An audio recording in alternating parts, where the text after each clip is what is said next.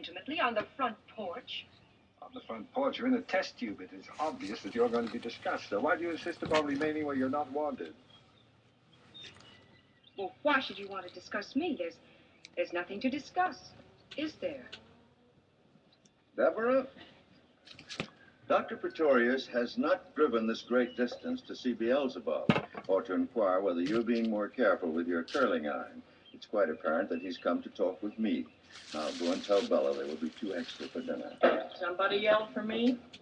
Yes, Bella. These 2 gentlemen are staying for dinner. Mr. John know about it? There's plenty of food. Mr. John better know about it. I'll tell him. He's doing his books now, and he don't like to be disturbed. I'll tell him when he's finished, Bella. Well, I'll put 2 plates on anyway. You left the peas half done. I'll be right in. I would like to help. Oh, Mr. Oh, Sanderson. really, it isn't necessary. Don't let in. It's a good idea. He'll be of great help.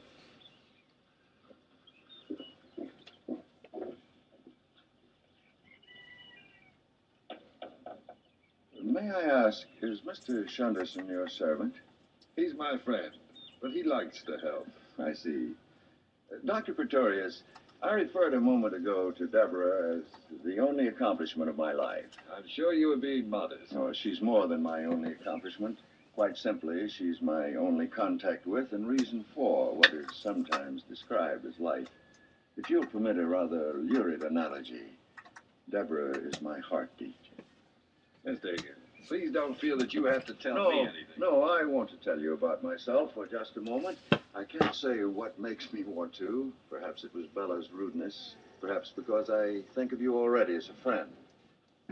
Have you got a match? No.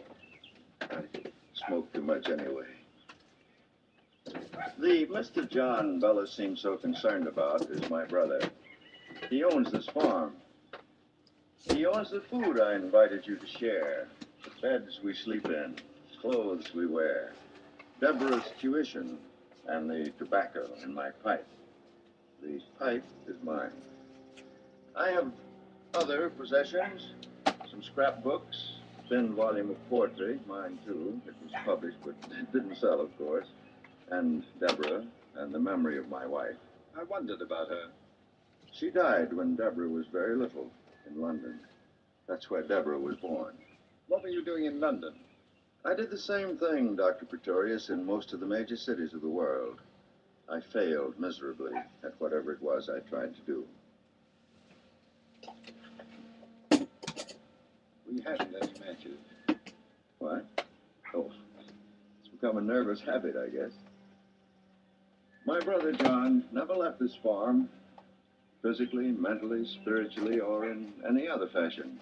I don't imagine John's been more than 100 miles from this porch in any given direction. When you left the farm, what did you set out to be?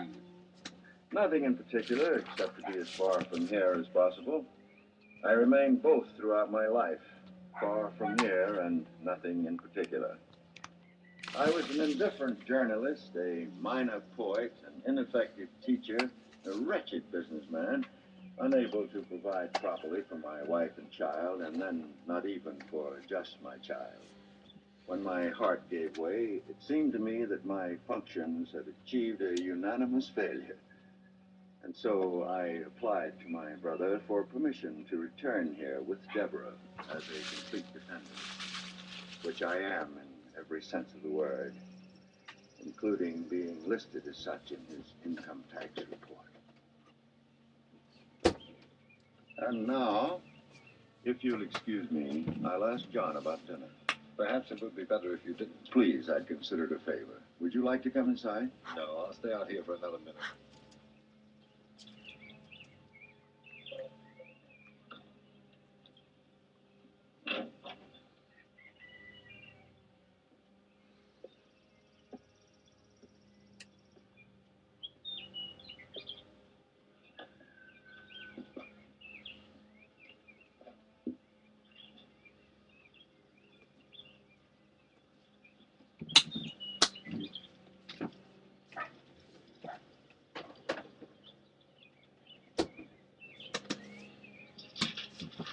I thought you were helping in the kitchen. The woman didn't want me. Can't say I approve of the company you keep. The dog is frightened and unhappy. He has that in common with most of humanity. It's not going to be easy. What you came here for. Let's go for a walk.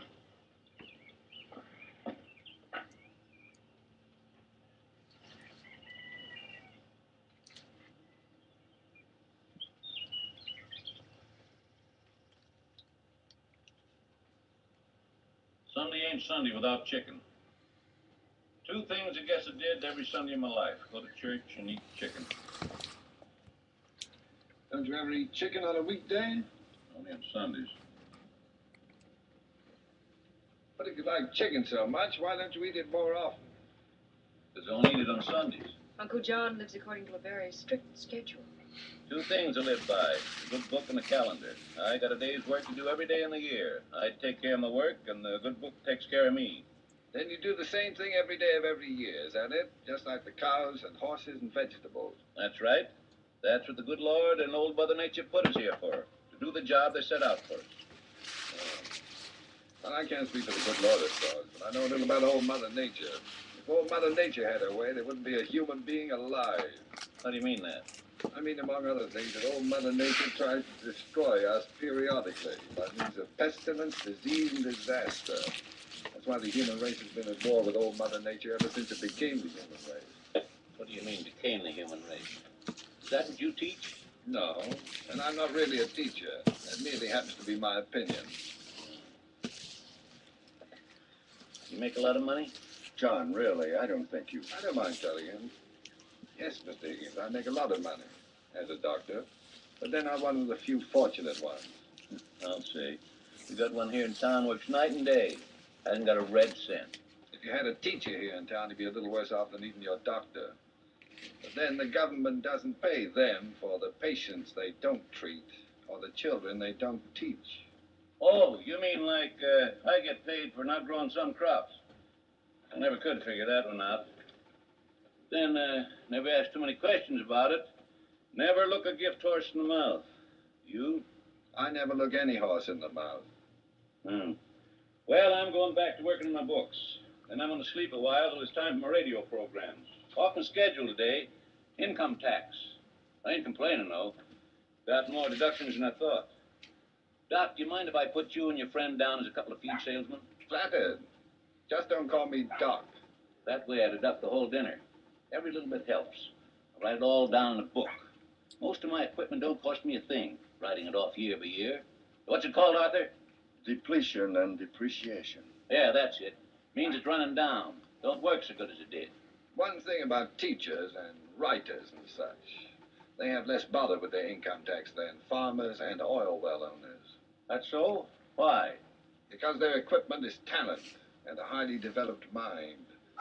And when they run down and don't work so good as they did, the depletion and depreciation can't be written off their income tax. See what I mean? What's so smart about 'em? Don't play the radio loud while I'm sleeping, Arthur. No, John.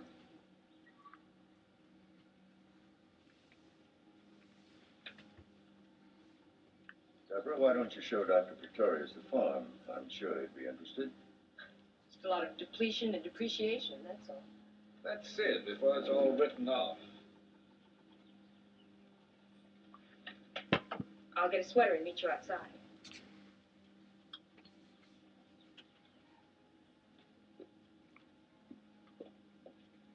How old were you when you learned to walk? I did pretty well by the time I was 4. When did you leave the farm? I was 16. It couldn't have taken you 12 years to make up your mind. You enjoy music, Mr. Shenderson? More than anything.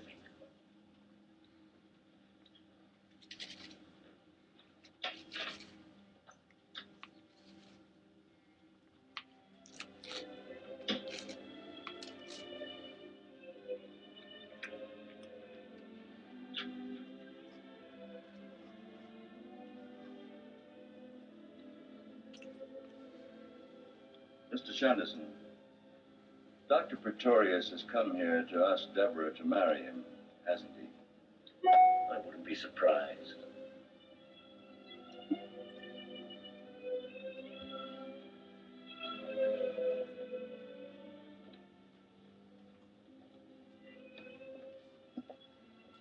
This, as you see, is the dairy. The cows are out in the pasture. Doing the job the good Lord gave them. Uncle has 8 cows. It's far more milk, butter, and cheese than what we need. He sells the rest in town. That makes it a commercial enterprise. And he can write off the dairy and the equipment and the cows.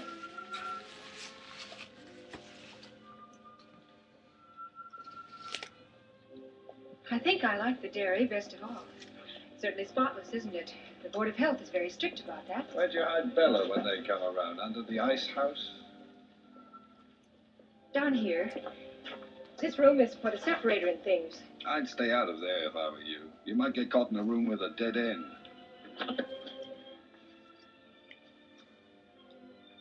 The milk gets certified, you know. According to the amount of butter fat in it. Why did you run away from the clinic? And this, of course, is the separator, where the cream gets separated from the milk. Why did you run away? It works by centrifugal action. It used to be done by just skimming it off. But the cream, being lighter than the milk, rises to the surface. Deborah. Because I had to. Why? I had to, that's all. Why? Because. Why? I had reasons. What? They were private and personal. I don't have to tell you everything. Why?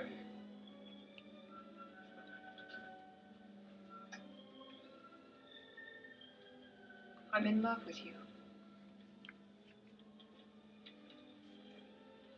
What makes you think so? I can't give you symptoms. It's love, not measles. Am I being pompous again? Well, there are some things you can't be scientific about. Even so, why should that make you want to run away in the middle of the night in your bathrobe and slippers? I didn't want to see you the next morning. I wanted to see you. Not if I knew about you what you knew about me, you wouldn't want to. Possibly, I don't know. A person just doesn't fall in love that fast. Or that often. I just couldn't lie there anymore and think about it. I couldn't stand it. Don't you see? If I do love you, then how could I have been in love with him? And if I didn't love him, then why? And anyway, even if I did, why did I have to go and tell you about it? You crying again? No, but I want to run away again. No, no more running away. No, you were right about your father. I couldn't have told him. He'd have understood, but I couldn't have told him. Certainly you couldn't have.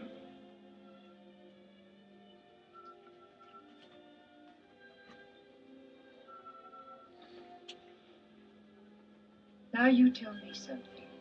Why did you come here? What do you mean? It couldn't have been to talk to my father. Well, as a matter of fact, Because if it was, what about? There wasn't anything to tell him, really, was there? no, not really. It A was just that... superficial flesh wound like mine. You weren't worried about my condition, were you? Of course not. Going to all the trouble of finding me, searching the registrar's records and whatnot. Why did you come all the way out here? I don't know, really. I think you do know. What's your first name? I can't go on calling you Dr. Pretorius. Noah. Why did you come after me, Noah? You know, what you said before about cream being lighter than milk, that wasn't quite accurate. Noah's a cute name. My real name is Ludwig. You see, cream is the oily part of the milk. It's not actually a separate product. I prefer Noah. In homogenizing milk, for instance, the particles of fat become emulsified. I do not want to appear unladylike about this, but I'd feel silly acting coy. So that the cream becomes part of the general body of the milk. With you, of all men. You couldn't have come out here because you wanted to talk to my father. And you couldn't have come out because you were worried about my health. And there comes a time when a patient asks a doctor questions. Why did you come all this way just to see me, Noah? I did have a reason, you know. I know. No, you don't. It doesn't seem to matter at the moment. You're being pompous again at the moment. You'd be surprised how unpompous. Then what are you being?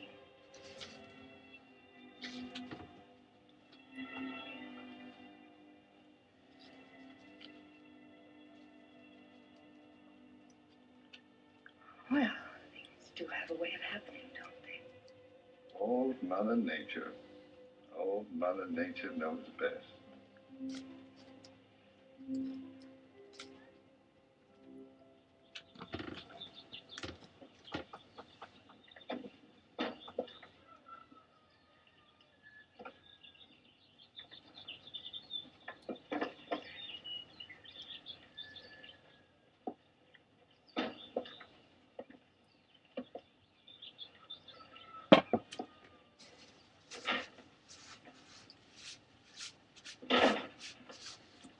John up to? He's got the radio on full blast. Something about rustlers. It seems somebody rustled 15,000 television sets. Here, use this.